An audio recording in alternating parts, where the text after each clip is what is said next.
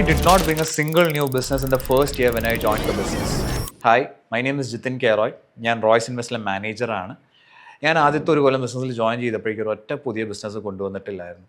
Basically ഞാൻ business join ചെയ്യുന്നതിന് മുമ്പ് ആദ്യം റിസർച്ച് ചെയ്തത് അടുത്തൊരു 50 കൊല്ലത്തേക്ക് എന്താണ് ഞങ്ങളുടെ ബിസിനസ്സിൻ്റെ ഓപ്പർച്യൂണിറ്റി എന്നുള്ളതായിരുന്നു.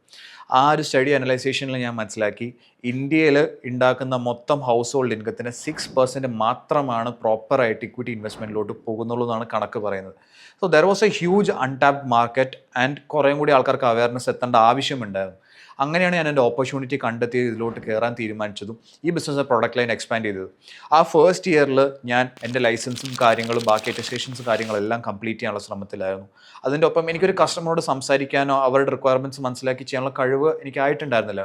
സോ ഫസ്റ്റ് ഇയർ ഞാൻ എൻ്റെ ഫാദറിൻ്റെ ഒപ്പം ജോയിൻ ചെയ്ത് ഫാദറിൻ്റെ ഒപ്പം കൂടെ പോയി എങ്ങനെയാണ് സംസാരിക്കുന്നതെന്ന് മനസ്സിലാക്കുമായിരുന്നു.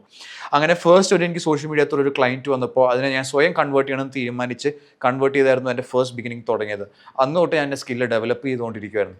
സോ അതാണ് ഞാൻ പറഞ്ഞത്, ആദ്യത്തെ ഒരു കൊല്ലം ഒരു ബിസിനസ് പോലും കൊണ്ടുവരാത്ത ഞാൻ ഇന്ന് I M happily helping at least 30+ families and 10+ individuals in there investment journey and being financially rich. അതാണ് ഞങ്ങൾ ഉപയോഗിക്കുന്നത്. ഫിനാൻഷ്യൽ ഫ്രീഡം അല്ല, ഫിനാൻഷ്യലി റിച്ച് ആകുക എന്നുള്ളതാണ് ഞങ്ങളുടെ ഇവിടുത്തെ മെയിൻ എയിം എന്ന് പറയുന്നത്.